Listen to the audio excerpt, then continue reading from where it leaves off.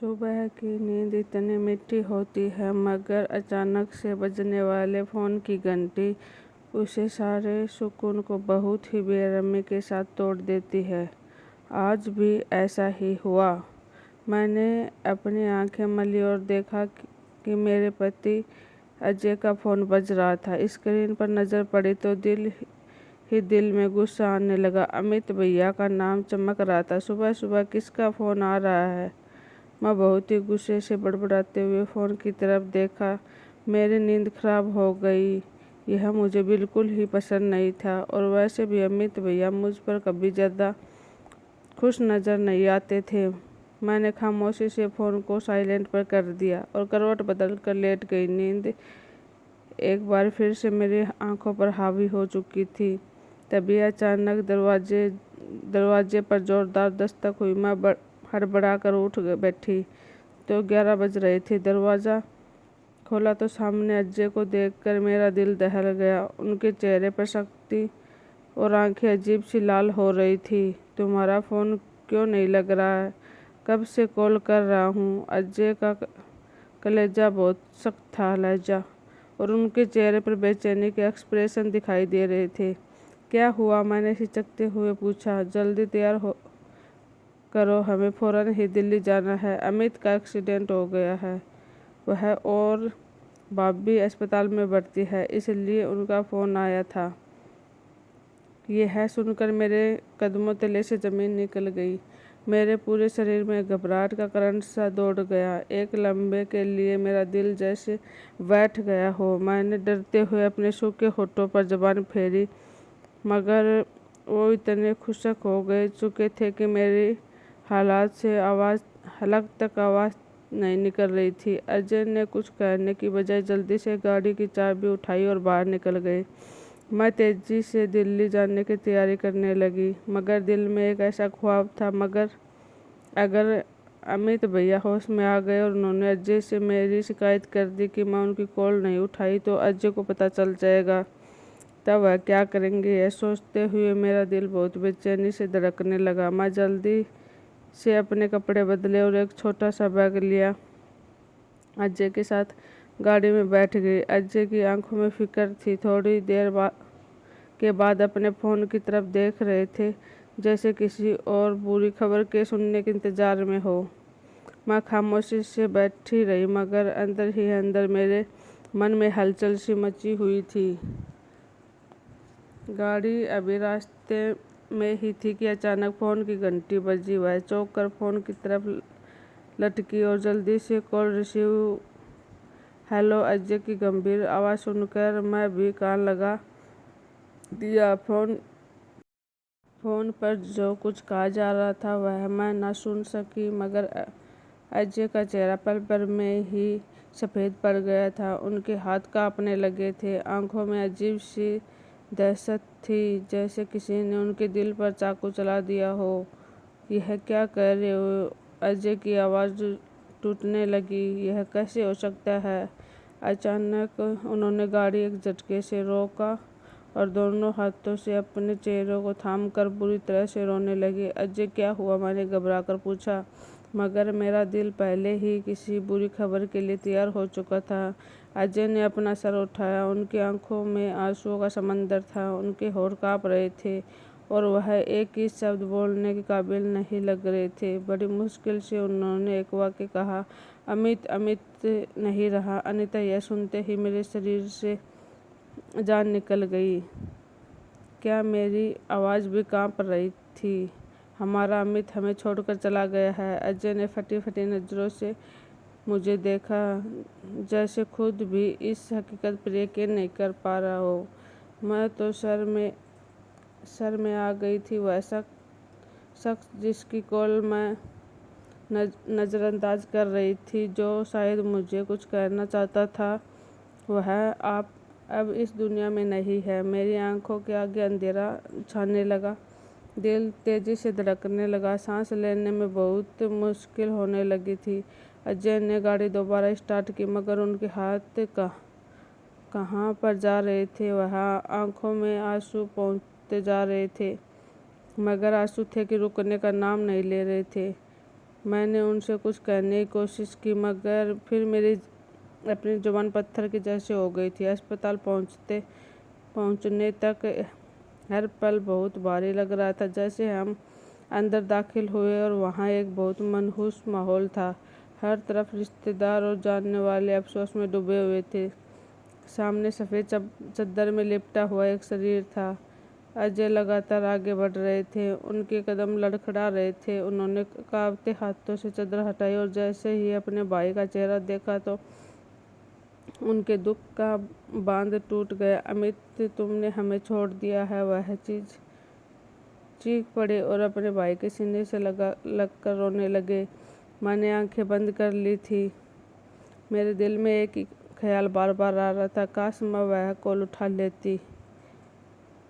अमित भैया और उनकी पत्नी मीरा की अचानक मौत ने सबको हिलाकर रख दिया था। उसे हाथ से न सिर्फ हमारी ज़िंदगी में एक तूफान पैदा कर दिया था बल्कि एक बहुत बड़ी जिम्मेदारी थी भी हमारे सर पर डाल दी थी। अमित भैया की मासूम बेटी पंखुड़ी, वह बच्ची जो अभी ठीक से बोल भी नहीं सकती थी, अब अनाथ हो चुकी थी।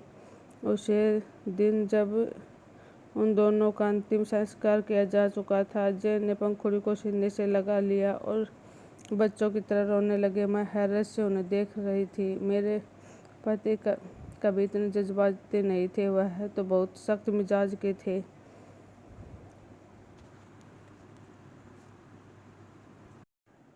उनके आंसू बह रहे थे और वह बोल रहे थे, यह मेरे भाई की आखिरी निशानी है, मैं इसे खुद से दूर कभी नहीं कर सकता। अजय ने जब यह शब्द कहे तो मुझे अपने कानों पर यकीन नहीं आया। बच्ची के नानी जो हाथ से की खबर सुनकर तुरंत ही वहाँ पर पहुँचे थे। अजय से रिक्वेस्ट कर रहे थे कि वह पंखुड़ी को उनको दे दे। यह हमारी नातिन है, हम उनकी परवरिश करेंगे, हम उसे अपनी बेटी की निशानी समझकर पाल लेंगे, इस माँ की कमी महसूस नहीं होने देंगे इसे। पंखुड़ी की नानी ने नम आंखों से कहा, लेकिन अजय ने सख्ती से इनकार कर दिया। नहीं, मेरा फर्ज यह है कि यह मेरा हक है, मैं अपने भाई की आखिरी निशानी को नहीं जाने दूंगा, वह हमारे साथ रहेगी। यह सुनकर मेरे अंदर गुस्से की लहर दौड़ गई। मैं गहरी सांस ली और अजय की तरफ देखा मगर वह मुझसे नजरें चुरा रहे थे। मैं समझ नहीं पा रही थी कि वह कौन सा नया ड्रामा हो रहा है। अजय हमेशा से अपनी आज़ादी को पसंद करते थे। वह खुद बहुत ज़्यादा आज़ाद ख्याल आदमी थे, बच्चों के झंझट में पड़ने वाले नहीं थे। फिर अचानक ही जिम्मेदारी का एहसास उन्हें कहाँ से हो गया है। मैं खामोशी का दामन था में रखा मगर मेरे अंदर एक तूफान उठा था। कुछ दिन हम दिल्ली से वापस मुंबई आ गए मगर वह वापसी किसी भी तौर पर एक जैसी नहीं थी। हमारे साथ एक नन्ही सी बच्ची थी जो खामोश आंखों से हर चीज़ को देख रही थी। उसके मासूम चेहरे पर एक गहरी उदासी थी। मैंने कई बार महसूस किया कि वह दरवाजे की तरफ देखती है, जैसे उसे लगता हो उसके माँ पापा अभी वापस आ जाएंगे। अजय ने पंखुड़ी के लिए अलग से कमरा सेट करवाया जो मेरे लिए हद से ज़्यादा हैरानी का कारण था। वह बच्ची के कपड़े, खिलौने और ज़रूरी सामान खुद खरीदने गए थे। यह सब कुछ मेरे लिए नाकाबिले यकीन था। एक बार जब मैं कमरे में बैठी सोच रही थी, आज मेरे पास आकर बैठ गए। अनीता, मैं जानता हूँ कि तुम इस सब से खुश नहीं हो मगर मेरा फ़र्ज है। अमित ने हमेशा मुझ पर भरोसा किया, वह जानता था कि मैं कभी उसे धोखा नहीं दूंगा। अब जब वह नहीं रहा तो मैं उसकी बेटी को पराया कर दूं। अजय की आवाज़ में दर्द था। मैंने गुस्से से खुद पर काबू किया मगर हमने कभी नहीं सोचा था कि हम किसी बच्चे की जिम्मेदारी उठाएंगे। हमारी अपनी भी ज़िंदगी है, हमारा अपना सुकून है। तुम अच्छी तरह जानते हो मैं कभी भी यह पसंद नहीं किया, मैंने धीरे से कहा। अजय ने मेरी तरफ देखा मगर कुछ नहीं बोले। उनकी खामोशी मुझे और ज़्यादा गुस्सा दिला रही थी। अगले कुछ हफ्तों मेरे लिए कुछ बड़ी परेशानी से काम नहीं थे। कम नहीं थे। पंखुड़ी को इस नए माहौल में एडजस्ट करना मुश्किल हो रहा था। वह ज़्यादातर खामोश रहती थी, कभी कभी रातों को जाग जाती और रोती रहती थी। अजय हर मुमकिन कोशिश करते कि वह खुश रहे, मगर वह मुझसे ज़्यादा उनके करीब नहीं जाती थी। एक दिन जब अजय दफ्तर गए हुए थे तो पंखुड़ी अचानक मेरी तरफ दौड़ी और मेरे करीब आकर खड़ी हो गई। उसकी आंखों में आंसू से भरी हुई थी। मम्मा, यह सुनकर मेरे दिल को जैसे झटका लगा हो। पंखुड़ी, बेटा, मैं तुम्हारी मम्मा नहीं हूँ, मैं सख्त लहजे में कहा और पीछे हट गई। वह मुझे हैरत से देखने लगी। उसकी मासूम आंखों में दुख की एक चमक थी। उसे दिन हुए मुझे एहसास हुआ कि शायद मैं अपने अंदर प्रेम का वह जज्बा नहीं रखती जो एक मन में होता है। मुझे लगा कि सब कुछ मेरे लिए बोझ है और मैं इस बोझ को नहीं उठा सकती। अजय मेरे लिए काफ़ी बदल चुके थे। वह मुझसे कम बात करते थे और ज़्यादा वक्त वह पंखुड़ी के साथ गुजारते थे। मैंने कई बार उन्हें देखते हुए सोचा कि आखिर उनके अंदर यह बदलाव कैसे आ गया। क्या वह वाकई अपने भाई की मोहब्बत में इतना बदल चुके थे या फिर उनके पीछे कोई और वजह थी। मुझे उनके इस रवैये पर बहुत गुस्सा आता था, मगर मैंने उसे अपने तक ही बनाए रखा। एक रात जब मैं अजय को फ़ोन में एक मैसेज देखा तो मेरे दिल की धड़कन रुक गई। अजय भैया, मैं जानती हूँ कि आप पंखुड़ी के लिए सब कुछ कर रहे हैं, मगर क्या आपको याद है कि अमित भैया ने आपसे क्या कहा था? आप वह बात भूल गए? यह मैसेज पढ़कर मेरे मन में न जाने कितने सवाल एक साथ खड़े हो गए। अजय ने फौरन मैसेज डिलीट कर दिया, मगर मेरे लिए कुछ पल ही काफ़ी थे। अमित भैया क्या कहना चाहते थे? अजय क्या छुपा रहे थे? मेरे दिल में सवाल पड़ने लगे और अब मुझे लग रहा था कि पंखुड़ी की कहानी के पीछे कोई और राज भी छुपा है। अमित भैया के देहांत को कुछ ही दिन हो चुके थे और हम वापस मुंबई लौट गए थे। पंखुड़ी अब हमारे साथ रह रही थी, लेकिन मेरे दिल में उनके लिए मोहब्बत थी, ना कोई हमदर्दी। मेरा रवैया पंखुड़ी के साथ हमेशा खराब था और अजय भी यह महसूस कर रहा था। एक रोज़ पंखुड़ी अपने कमरे में थी। अजय ने मेरा हाथ पकड़ा और मोहब्बत से मुझे अपने पास किया। अनीता, मैं तुम्हें एक बात बताना चाहता हूँ, अजय ने धीरे से कहा। मैं फटी आंखों से उनकी तरफ देखे जा रही थी। बात में बहुत ही रखी। जी, मैं कहाँ? अजय के एक पल के लिए खामोशी साधी और फिर बहुत धीरे से बोले, यह बच्ची हमारी किस्मत की चाबी है। यह सुनते ही मेरी बाहें खिल गई। मैंने रात और खुशी के मिले जुले एक्सप्रेशन के साथ अजय की तरफ देखा। क्या मतलब? मैं बहुत बेताबी से पूछा। अजय ने संजीदगी से मेरी तरफ देखा और कहा, अमित ने अपनी ज़िंदगी में एक बहुत बड़ा कारोबार जमा किया था और वह कारोबार सीधा पंखुड़ी के नाम पर है। अगर हम उसे अपने पास रखते हैं तो वह दौलत भी हमारे कब्जे में रहेगी। हम चाहे जो इसे अपनी मर्जी के मुताबिक इस्तेमाल कर सकते हैं, मगर इसके लिए ज़रूरी है कि पंखुड़ी भी हम पर पूरी तरह से भरोसा करे और हमारे साथ रहे। यह सुनते ही मेरे दिल में खुशी की एक लहर दौड़ गई। जो बच्ची मुझे हमेशा एक बोझ लग रही थी, वही अब हमारे लिए खुशियों का खजाना खोलने वाली थी। तुमने क्या सोचा? मैं अजय से पूछा। मैंने फैसला कर लिया है कि पंखुड़ी यही रहेगी, मगर हम उसे हकीकत से दूर रखेंगे। वह किस कदर कीमती है, अजय ने मुस्कुराते हुए कहा। मेरे अंदर एक अजीब सा सुकून आ गया। अब मैं उस बच्ची को अलग नज़र से देख रही थी। पंखुड़ी बहुत खूबसूरत बच्ची थी। उसकी बड़ी बड़ी आंखें, दूध जैसी आंखें, सफ़ेद रंगत और नाजुक नैन नक्श बिल्कुल परियों जैसे मासूम बनाते थे।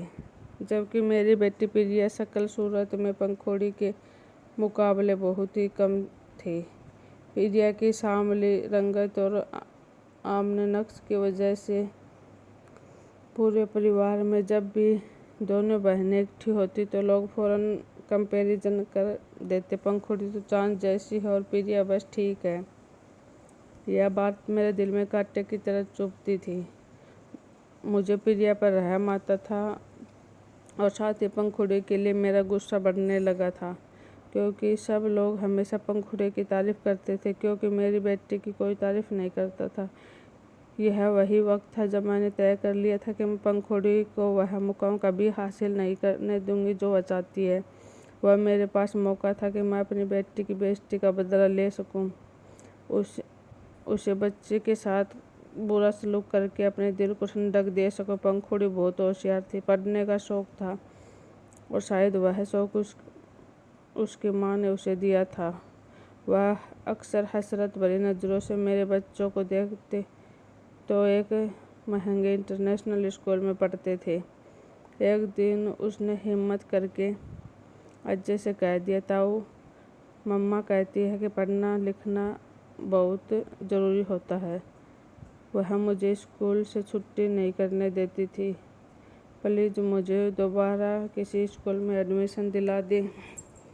अजय ने उसे डालने की कोशिश की, पर कभी हालात थोड़े से मुश्किल हैं, जल्द ही कुछ इंतज़ाम करते हैं। पंखुड़ी खामोश हो गई, मगर उसकी आंखों में उदासी थी। मुझे यह सब देखकर सुकून मिला। मैं नहीं चाहती थी कि वह मेरे बच्चों के बराबर आकर खड़ी हो। मैं उसे नहीं चाहती थी कि हमारे बराबर ज़िंदगी गुजरे, लेकिन मुश्किल यह थी कि अगर हम पंखुड़ी को पढ़ने ना देते तो फिर लोग सवाल उठाते, खास तौर पर परिवार वाले जो पहले ही पंखुड़ी के लिए हमदर्दी रखते थे। हमें कुछ ऐसा करना था कि सबकी जुबान भी बंद हो जाए और पंखुड़ी की उम्मीदें भी टूट जाए। हमने फिर आपस में राय करके उसे एक सरकारी स्कूल में दाखिल करवा दिया, ताकि कल भी कोई रिश्तेदार हम पर उंगली उठा ना सके। लोगों को दिखाने के लिए बस यही काफ़ी है कि हमने उसको स्कूल भेजना शुरू कर दिया है, बाकी हमें फिक्र करने की ज़रूरत नहीं है। अजय ने मेरी तरफ देखते हुए कहा, और बिल्कुल, और वैसे ही सरकारी स्कूल में कौन सा कोई बड़ा इंसान बनता है, यह वहाँ पढ़ेगी, आराम से कोई छोटी मोटी नौकरी कर लेगी बस। मैंने सुकून से कहा। पंखुड़ी को जब मालूम हुआ कि उसे स्कूल भेजा जा रहा है तो उसकी खुशी की हद नहीं थी। तो माँ होती तो बहुत खुश होती, वह खुशी से चहक रही थी। मैंने टांगियाँ मुस्कुराकर छुपाते हुए उसे नए जूते दिए और सख्त लहजे में कहा, यह पहन लेना वरना स्कूल में सब जान जाएंगे कि तू कहाँ से आई हो। उसने मासूमियत से मेरी तरफ देखा, शायद वह मेरे शब्दों के पीछे छुपे नफरत को नहीं समझ पाई। पंखुड़ी की सरकारी स्कूल में जाने के बाद मेरे दिल को सुकून मिला। अब वह मेरे बच्चों के साथ नहीं बैठ पाएगी। अब वह मेरे घर में होते हुए भी एक अजनबी बन गई थी। वह सुबह जल्दी स्कूल चली जाती थी, फिर दोपहर को वापस आती, अपने कमरे में चुपचाप बैठ जाती थी। कभी कभार रात को उसके कमरे से सिसकियों की आवाज़ सुनाई देती थी। मैंने कभी जाकर उसे तसल्ली नहीं दी। यह सब कुछ ज़रूरी है अनीता, अगर हम ज़्यादा नरमी दिखाएंगे तो यह हम पर हावी हो जाएगी। हमें सिर्फ उसे उस पर काबू रखना है ताकि दौलत हमारे हाथ ना निकल जाए। मुझे एक दिन समझाया, मैं जानती हूँ और यह अच्छी तरह समझता हूँ कि हमें क्या करना है। मैं पूरे इत्मीनान के लहजे में कहा, आप पंखुड़ी हमारी ज़िंदगी का हिस्सा तो थी, मगर एक ऐसी मेहमान की तरह जिसे हमने दिल से कभी नहीं कबूला था। वह हमारे किस्मत की चाबी थी, मगर हमने उसे कभी मोहब्बत नहीं दी थी, कभी अपना नहीं समझा। पंखुड़ी की खूबसूरती मेरे दिल में नफरत का बीज बो रही थी। मैंने तय कर लिया था कि मैं उसे किसी भी तरह से आगे नहीं बढ़ने दूंगी। अगर वह किसी तरफ तरक्की करती तो मैं ख़ानदान में यह सब नहीं कहती कि पंखुड़ी अमित भैया की बेटी है और वह अपने पिता की तरह ही बहुत अच्छी है। जबकि मेरे बच्चे जिन पर मैंने ढेर सारा पैसा लगाया फिर भी मामूली से नंबरों से मुश्किल से पास हुए नज़र आते थे। लेकिन मैं यह सब कुछ किसी भी कीमत पर बर्दाश्त नहीं कर सकती थी। सबसे पहले मैंने पंखुड़ी को घर के कामों में उलझना शुरू कर दिया। वह सुबह स्कूल से आती तो मैं उसे सांस लेने की मोहलत के बिना काम पर लगा देती। पंखुड़ी बर्तन धुल दो, ये सारे कपड़े प्रेस कर दो, इस फर्श को साफ कर दो, यह किचन का काम कर लो। मैं उसे इतना ज़्यादा काम देती थी कि वह थक के बिल्कुल निडल हो जाती थी और उसके स्कूल का काम करने की फुर्सत नहीं मिलती थी। जब वह मुश्किल से होमवर्क करने बैठती तो मैं कोई ना कोई बहाना बनाकर उसकी किताबें छीन लेती थी। यह क्या है, अब तुम स्कूल के काम में इतनी मेहनत करोगी, तुम्हारी माँ ने तुम्हें बहुत बिगाड़ दिया था। मैं टांगे लेज में कहती और उसकी कॉपी के पन्ने फाड़ देती। पंखुड़ी की आंखों में आंसू आ जाते मगर वह कुछ ना कहती। वह बहुत धैर्यवान बच्ची थी। उसने कभी मुझसे बहस नहीं की थी कि कभी अपने हक के लिए आवाज़ नहीं उठाई थी। जब भी वह थकान से चूर होकर किसी काम में देरी करती या थोड़ा सा गलत करती तो मैं उसे बेरहमी से मारती। निकम्मी लड़के कोई काम के बेढंग से नहीं करती। मैं उसे झंझोड़ती और कभी चेहरे पर थप्पड़ लगा देती, कभी हाथों पर लकड़ी से पिटाई करती तो कभी उसके कान मरोड़ देती। पंखुड़ी रोते रोते कोने में दुबक जाती। वह बेचारी कई बार अजय के पीछे छुपने की कोशिश करती मगर वह हमेशा आंखें चुरा लेती। अजय कई बार मेरे रवैये को देखते हुए वह मुझसे कुछ कहने की हिम्मत नहीं करते। शायद वह जानते थे कि अगर उन्होंने यह हिम्मत की तो मैं घर में एक बड़ा हंगामा खड़ा कर दूंगी। एक दिन पंखुड़ी गलती से जब एक गिलास तोड़ दिया तो मैं गुस्से में आकर उसे जोर से धक्का दिया। वह दीवार से जा टकराई, उसका माथा फूट गया, वहाँ से खून बहने लगे मगर वह चुपचाप खड़ी रही। यह सब मेरी अपनी गलती है, सारा दिन सपनों में खोई रहती है, मैं दांत पीसते हुए कहा। उसे चेहरा धोने के आदेश दिया। रात को जब मैंने देखा वह चुपचाप जख्म पर हाथ रख लेती थी, मेरी बड़ा में बढ़ती जा रही थी। मैंने उसे खाने पीने पर भी सख्ती करना शुरू कर दिया था। अगर कभी अजय किसी महंगे होटल से खाना लेकर आते तो मैं उसे साफ साफ कह देती थी, यह सब कुछ सिर्फ मेरे बच्चों के लिए, तुम्हारे लिए हमने सादा रोटी और चाय कॉफ़ी बना दी है। वह खामोशी से अपनी प्लेट उठा लेती और जो कुछ मिलता वह खा लेती। जल्दी मेरा व्यवहार इस हद तक पहुंच गया कि वह बीमार हो जाती तो मैं उसे डॉक्टर के पास भी नहीं लेकर जाती। एक बार उसे बहुत तेज बुखार आ गया था। उसके बावजूद वह घर के काम कर रही थी। मैंने उसे बिस्तर पर सोने की इजाज़त नहीं दी थी, बल्कि वह यह कर दिया था कि वह पूरा किचन साफ करे। रात को जब मैं उसके बेडरूम में आराम कर रही थी तो कमरे के बाहर से सिसकियाँ सुनाई दी तो मैंने झुल्लाकर दरवाज़ा खोल दिया। अब यह क्या मुसीबत है। पंखुड़ी कोने से सटी हुई थी, उसका शरीर कांप रहा था। वह सर पर हाथ रख कर बोली, मेरे सर में बहुत देर दर्द हो रहा है ताई। वह बहुत मुश्किल से बोली, ज़्यादा ड्रामा मत करो, चुपचाप सो जाओ, सुबह स्कूल भी जाना है, मैंने सख्ती से कहा और दरवाज़ा बंद कर दिया। अजय पास में ही थे। उन्होंने एक नज़र मेरी तरफ देखा मगर कुछ बोल नहीं सके। अगली सुबह पंखुड़ी की हालत बहुत ख़राब हो चुकी थी मगर मैंने उसे ज़बरदस्ती स्कूल भेज दिया था। अजय यह सब देख रहा था मगर वह खामोश थे। ऐसा ही जानते थे कि अगर मेरे खिलाफ कुछ कहेंगे तो आफत आ जाएगी। अनीता, शायद तुम पंखुड़ी के साथ कुछ ज़्यादा ही सख्ती कर रही हो, एक दिन उन्होंने हिचकते हुए कहा। ओहो, अब तुम्हें उसका ख्याल आ रहा है। जब यह हमारे बच्चों से ज़्यादा होशियार बन रही थी तब तुम्हें कुछ महसूस नहीं हुआ?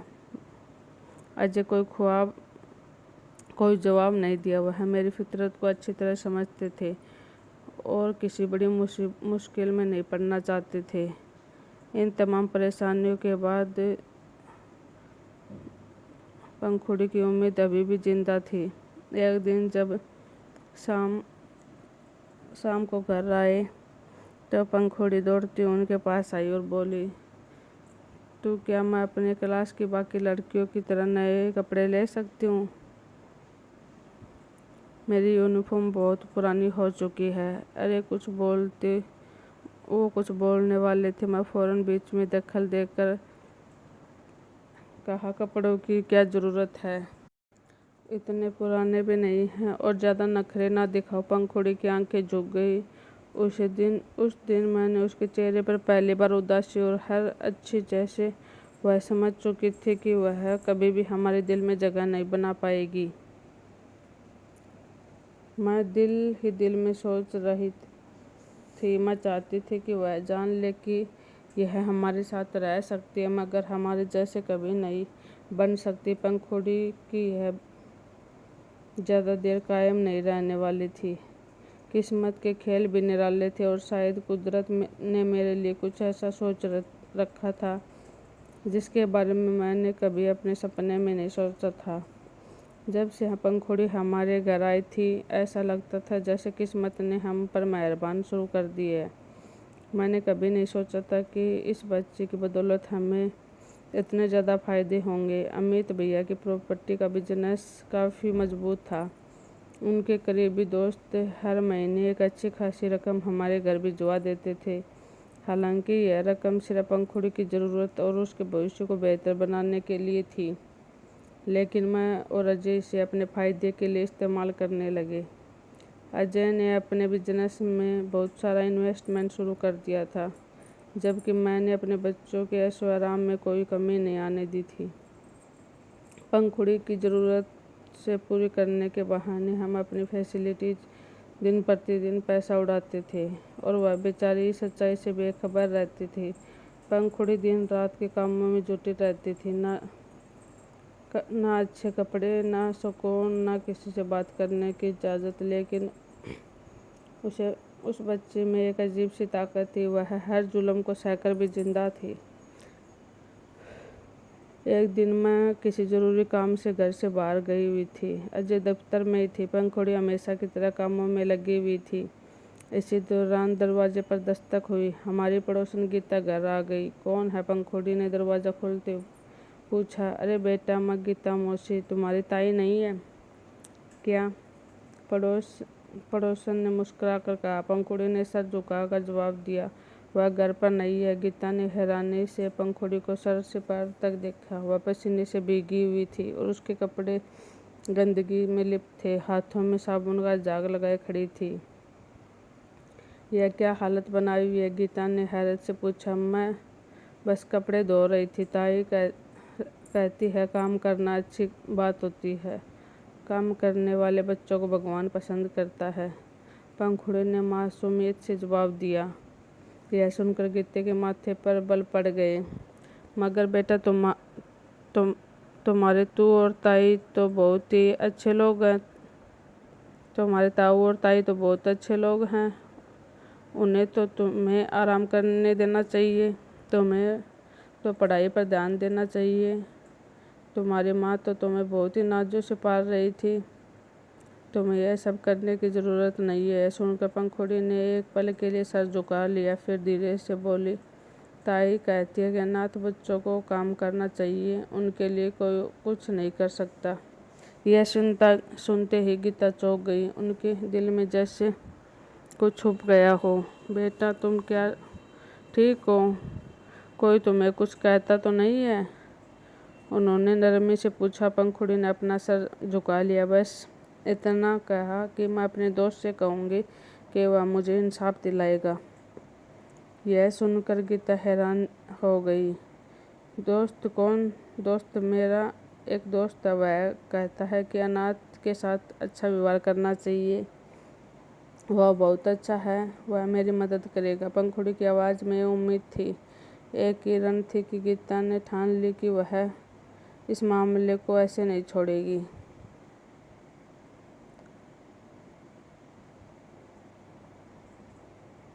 शाम को जब मैं घर वापस आई तो गीता ने मुझसे मिलने आई। उनके चेहरे पर नमी थी मगर आंखों में शक्ति थी। अनीता बेटा, मैं तुमसे बात करना चाहती हूँ।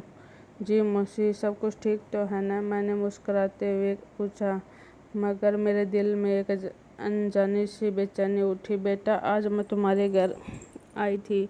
पंखुड़ी ने मुलाकात हुई। वह बेचारी किस हालत में थी?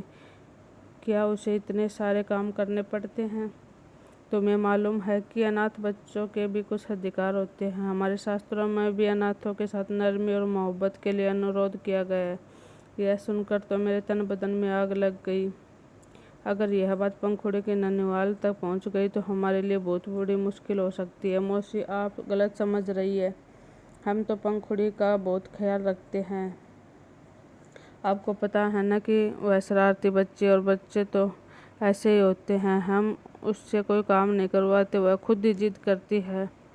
मैं बात को संभालने की कोशिश की। गीता मौसी ने मुझे घूरते हुए नज़रों से देखा, मगर वह कुछ कहे बगैर वहाँ से चले गए। मैंने गुस्से से पंखुड़ी को फौरन कमरे में बुलाया और दरवाज़ा बंद कर दिया। यह तुमने क्या कहा? अभी किसी दोस्त का जिक्र कर रही थी, मैंने गुस्से से कहा। पंखुड़ी देर से खड़ी रही मगर कुछ ना बोली। और बताओ? मैं उसकी बाजू पकड़कर झंझोड़ा। वह मेरा दोस्त है, मैं उससे सब कुछ बताती हूँ। वह कहता है कि भगवान अनाथ लोगों की सुनता है, वह मेरा भी ख्याल रखेगा। पंखुड़ी की आवाज़ कहाँ पर थी मगर उसकी आंखों में एक चमक थी। मेरा गुस्सा बढ़ता गया। कहीं वह बच्ची स्कूल में किसी से बातें तो नहीं करने लगी है? कहीं वह हमारे रवैये के बारे में सब कुछ तो नहीं बता देती है? यह बातें सब भूल जाओ, समझी? मैं उसके चेहरे पर जोरदार थप्पड़ मारा। वह रोते रोते ज़मीन पर बैठ गई मगर कुछ ना बोल सकी। मेरी तसल्ली अभी भी नहीं थी। मैंने कुछ देर तक उसे मारा पीटा। गुस्से में आकर उसे कमरे में बंद कर दिया। अब भूखी प्यासी रहोगी तभी अक्ल आएगी। और किसी से बेकार की बातें ना करो। मैं जोर से दरवाज़ा बंद किया और पंखुड़ी अंदर रोती रही। मैंने एक पल के लिए भी उसकी फरियाद नहीं सुनी। फिर मैंने फैसला किया कि मैं घर में अब नहीं रुकूंगी। मैं अपने माँ के घर चली गई ताकि पंखुड़ी को अपनी गलती का एहसास हो, वह दोबारा किसी से शिकायत ना कर सके। लेकिन मैं यह नहीं जानती थी कि कुदरत पंखुड़ी के लिए कुछ और फैसला ले चुका। तभी बारिश हो चुकी थी। आसमान जैसे पानी के साथ बरस रहा था। मैं बड़ी मुश्किल से अपनी माँ के घर पहुँची और वहाँ जाकर अपने भाई बहनों में व्यस्त हो गई। हम सब काफ़ी देर तक हंसी मजाक करते रहे, अपनी बातों में लग रहे थे। मैं पल भर के लिए नहीं सोच पाई थी कि मैं मासूम बच्ची को कमरे में भूखा प्यासा बंद कर दिया है। पूरी रात बारिश होती रही। मैं वापस घर ना आ सकी। अजय ने भी फ़ोन करके कह दिया कि मौसम बहुत ख़राब है, वह भी घर नहीं आ सकेगा। मैं सुकून से सांस ली। चलो, एक और रात आराम से गुजर जाएगी। लेकिन अगली सुबह माँ के घर ऐसा हादसा हुआ कि मेरे कदमों के नीचे से ज़मीन निकल गई। मेरा इकलौता बेटा राहुल अपने कज़न के साथ छत पर खेल रहा था। वह बहुत ही मासूम और प्यारा था। बच्चों को बारिश के बाद ठंडी हवा में खेलना बहुत अच्छा लगता है। मैं भी किचन में माँ के साथ बैठी बातें कर रही थी। अचानक घर में शोर शराबा हुआ। राहुल गिर गया। किसी की चीखने की आवाज़ मेरे कानों में सुनाई दी। पानी का गिलास छूट गया। मैं भागती हुई बाहर निकली तो देखा राहुल ज़मीन पर बिना किसी हरकत के पड़ा था। उसके आसपास सब लोग जमा थे। कोई उसे उठाने की कोशिश नहीं कर रहा था, कोई पानी के छिट्टे मारो, मगर वह होश में नहीं था। राहुल, मेरे बच्चे, आंखें खोलो। मैं उसके चेहरे को अपने हाथों में थामे हुए थे मगर वह बिल्कुल नहीं हिला। जल्दी से अस्पताल ले चलो। तब तक अजय भी आ चुके थे। वह सिखाते हुए कहने लगे और हम सब उसे फौरन गाड़ी में डालकर अस्पताल की तरफ भागे। रास्ते में मेरे आंसू रुकने के नाम नहीं ले रहे थे। मैं बार बार भगवान से प्रार्थना कर रही थी, मेरा बेटा ठीक हो जाए, भगवान मेरा बच्चा सुरक्षित रहे।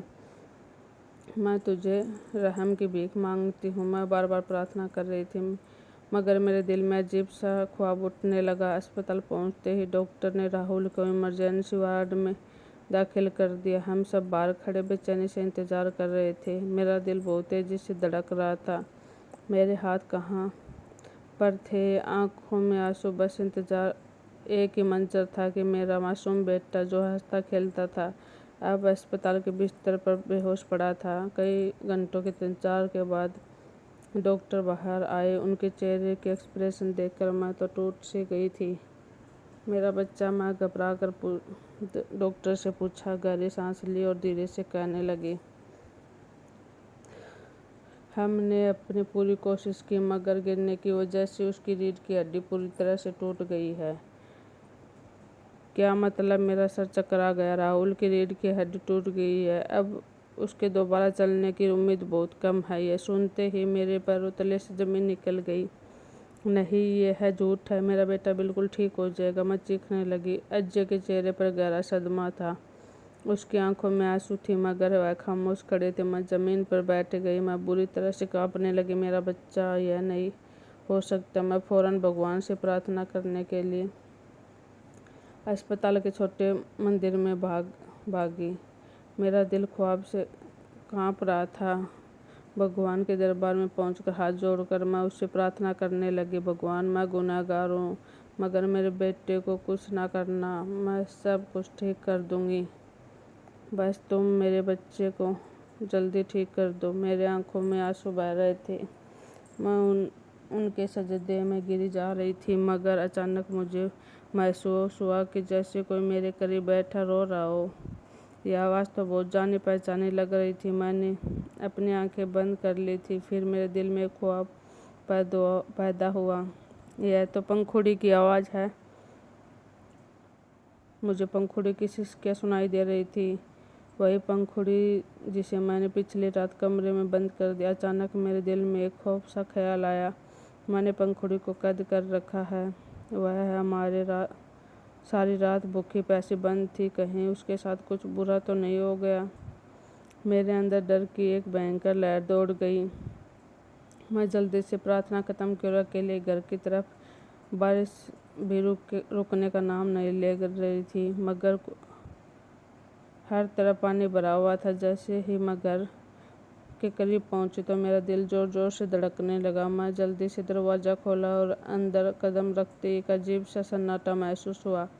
पंखुड़ी, मैंने धीरे से पुकार, कोई जवाब नहीं आया। मेरा दिल तेजी से धड़कने लगा।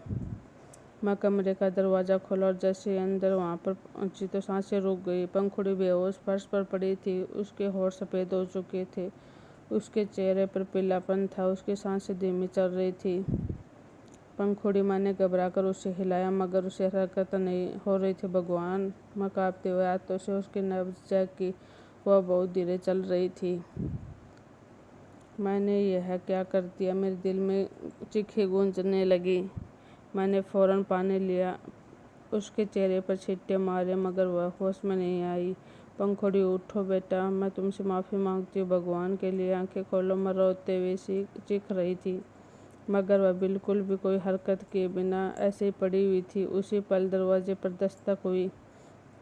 मैं भागकर दरवाज़ा खोलने लगी। देखा गीता मौसी कुछ मोहल्ले वालों के साथ खड़ी थी। अनीता, यह तुमने क्या कर दिया?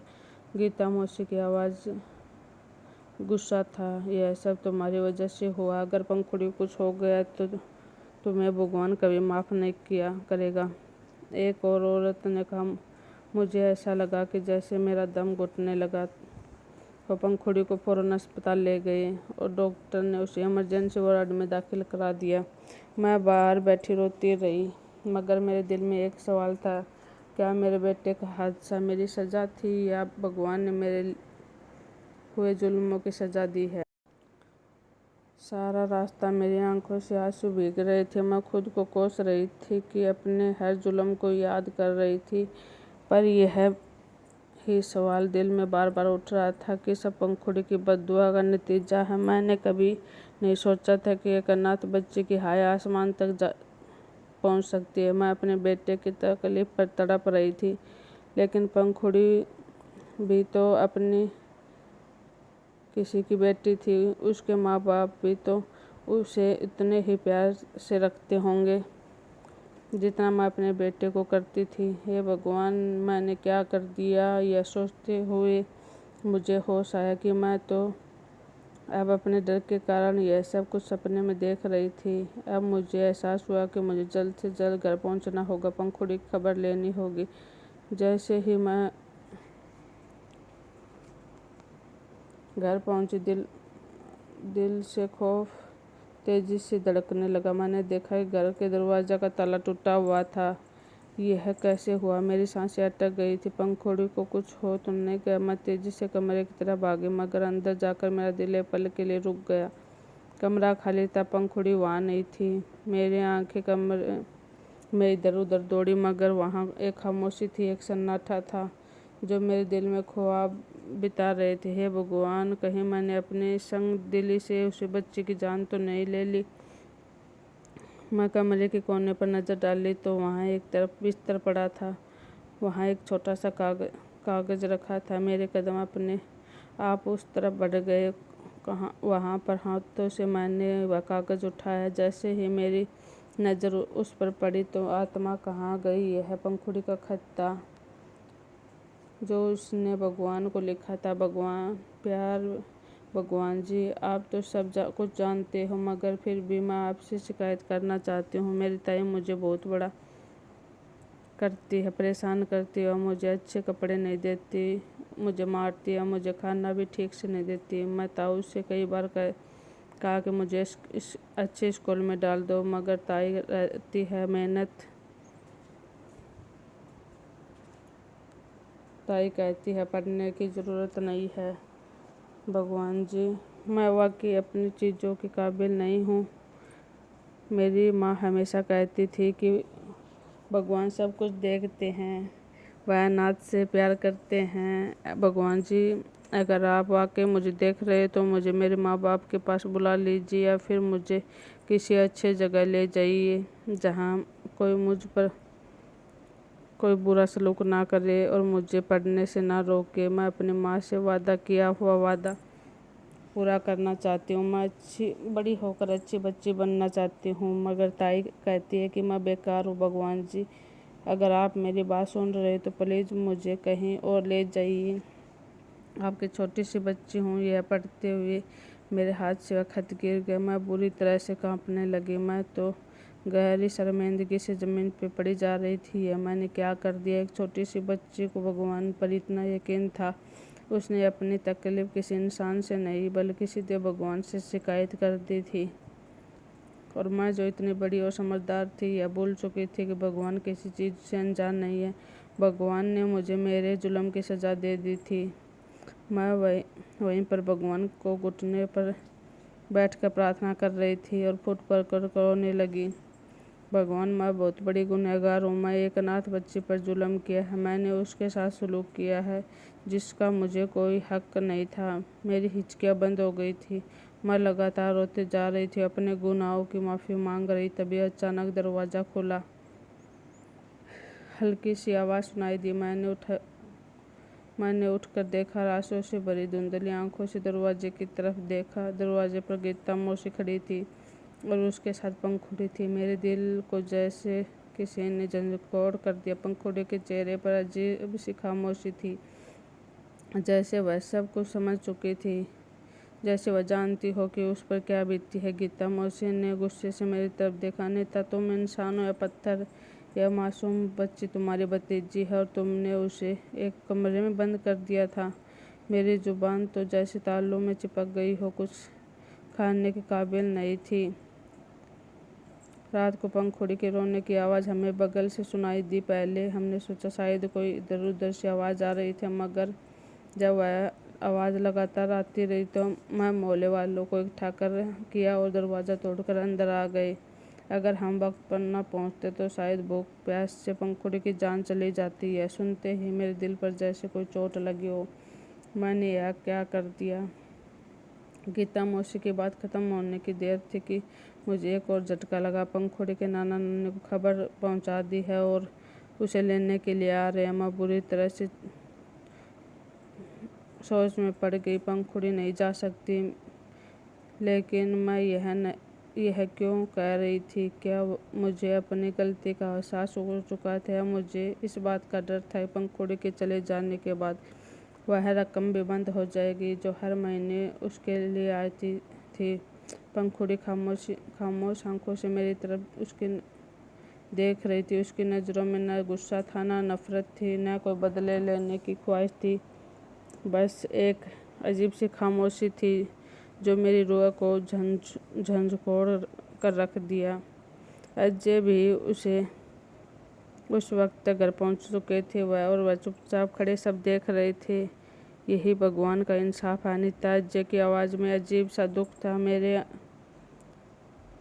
आंसू मेरे काबू में नहीं थे। मैं पंखुड़ी के साथ जुल्म किया और भगवान ने मेरे बेटे की खुशियाँ मुझसे छीन ली। मैंने एक मासूम बच्ची पर जुल्म किया और आज मैं खुद भगवान की भीख मांग रही हूँ। मेरे हाथ कांप रहे थे। मुझे महसूस हो रहा था कि दुनिया में हर चीज़ मेरे हाथों से निकल रही है। भगवान का फैसला हमेशा इंसाफ के लिए होता है। दोस्तों, अगर ये कहानी आपको पसंद आई तो वीडियो को लाइक करो, शेयर करो और कमेंट में ज़रूर बताना कि कहानी कैसी लगी। Thank you.